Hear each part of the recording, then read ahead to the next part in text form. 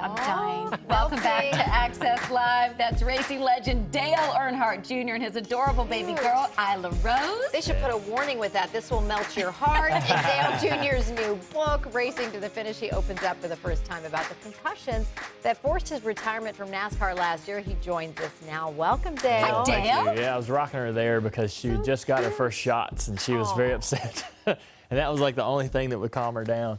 How has that changed you? Like, seeing your little baby girl there. She's 6 months now, Isla Fisher. Everybody says, as you know, when your wife's pregnant, you get all kinds of information and advice, and everybody says it's going to change your life, and you can hear that every day, but you don't really get it until you go through that process, and it does change your life. It's the greatest thing ever. And I tell people all the time, Isla wakes up pretty happy in the mornings. She's, you know, we have the monitor and start hearing her make noises. She's kind of in there cooing and talking to herself. And the first person she sees, she's just very happy to see that person, whoever it is, whether it's me or Amy. And I'm always kind of fighting Amy for the opportunity to go in there first. You know, I'm jumping out of bed. I wake up before Isla does, just waiting on that moment to go What in about there her and see name? her. I should say it's Isla Rose, not Isla. I think I said Isla Fisher. That's all right. I like that. I got you. I covered you. I like Isla Rose, the double name, very Southern. Did you have anything to do with the picking out of the name? We shared a note in our phones and made lists of names that we both liked, and we would pair them together and write them out and say them. And of course, we did this for months. And then Amy came home in the last. Yeah. Amy came home like in the last part of her pregnancy and said, "I have the name. This is the name. It's Isla." And so we talked about it, and I loved it. And Rose was already on our list. It just sounded good. It has no connection. Isla Rose doesn't have any connection to our family, but it's just something Amy loved. And being that she put all that effort and work into carrying that child and delivering that child, it's sort of, you know, her deal to name it, and I was very happy. We had some other names. I loved some, she loved some we didn't like. That's for number 2 and 3 and 4, Yeah. Dale. Oh, well, we already had the boy's name. Which was? Well, we don't want to say because we would like to have a boy maybe one day, and that was easy. We had the name for a boy before we ever knew we were pregnant. You know, the girl's name was hard for some reason, so hard. But I wanted a girl. I was so nervous about having a boy. I wanted a little girl and got my wish. And even if we were blessed enough to have another child, I'd have another girl in a heartbeat. Aww. Well, you talk about, in the book, you talk about 2012 kind of being the year where a lot of things changed. Concussions, you started kind of taking notes of what your symptoms were. Was there a kind of defining moment, though, in 2012 that did it? Yeah, there was a crash in Kansas at a tire test during the week, preparing for a race. Crashed really hard. I had been in crashes before. I'd rang my bell before. I'd had, you know, concussions in the past, but this was different. This was much more severe. The symptoms were really debilitating, and the nausea just would put you on the ground. You wanted to be laying flat. You couldn't even stand up. It was just the worst experience and very scary. But how long was that, though, that period of symptoms? That lasted about a month. Oh, and my gosh. I didn't know well enough to see a doctor. Or to share with anybody. Right. I told my wife because I was like, I got to lay down. This is why, you know, or I got to get out of this room of people in this complex environment, and this is, you know, because I'm feeling this way. And she knew I had crashed and so forth, but I didn't know well enough. I'd have never thought I needed to see a doctor. I'd have never thought that there was treatment for this. I always thought that when you banged your head, it was like a bruise. You just slept it off or waited for it to go away. And I think that was sort of the idea for a lot of people until recently with the NFL and the players coming out and the retired players. and all that, Yeah, all the stories and the doctors sort of doing more research and understanding how to not only diagnose these issues but treat them. I was able to be put in front of some great doctors in Pittsburgh.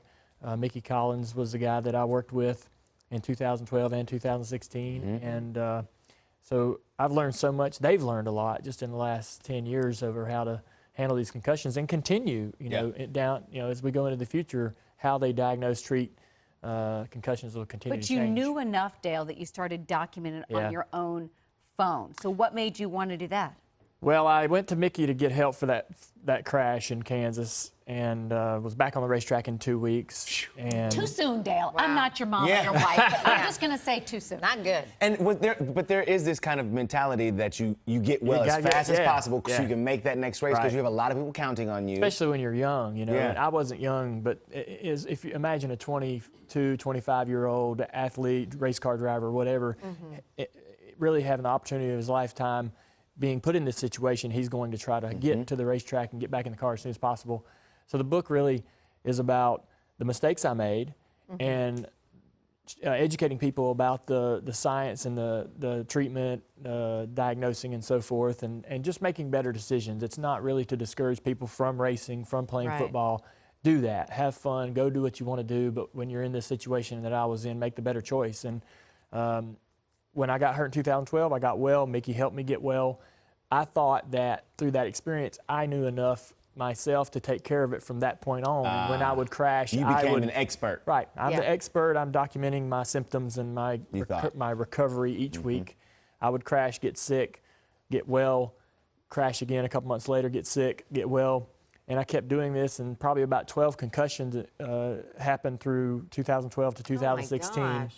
And it caught up with me. I layered all these concussions together, and then one day I couldn't stand, I couldn't walk. I was having trouble talking, finding my words, stumbling, crashing words together. And was your wife And you write like, in the book, while I might not be healed, I'm not entirely fixed. Yeah. So do you feel some repercussions still, or? No, I feel great. I think in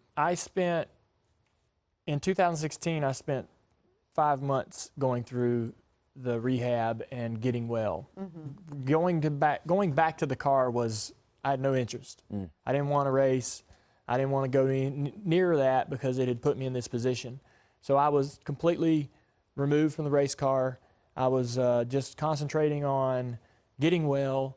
I was getting married, so I'm injured in August, October, September, all those months throughout the back half of 2016. I was getting married on New Year's Eve, and I told my doctor, I said, all I care about is just being clear on that day, being able to remember that day, being able to experience that day with no frustrations and anxieties and so forth, because the concussions create a ton of emotional issues for you. And so that's all I worried about, and that's what we did. We worked to get clear and get well. Once I got well, I had one more year on my contract, and I said, I talked to my doctor, Mickey. I said, do I need to quit racing? He's like, no, if you want to go race, you can race. Just know that, you're at risk to be back here again. Right. If you do get hurt, I can fix it. And so it was really up to me. He didn't shut me down. He shut players down. He works with the Penguins and the Pittsburgh Steelers and sees all types of athletes, and he's had to tell them that their careers are over with, and he wouldn't tell me that. And I asked him why, and he said, I just don't feel like that you're in that situation. If you want to go race, you can go race. And so I finished that final year of my contract. I think anybody who's got the competitor spirit, the athlete's mind, this is an excellent read. Yes. Dale's book, Racing to the Finish, is available now. Check it out. Thank you so much, man. Yes, sir. Dale, Thanks for it's having so me, good guys. having you Absolutely. here.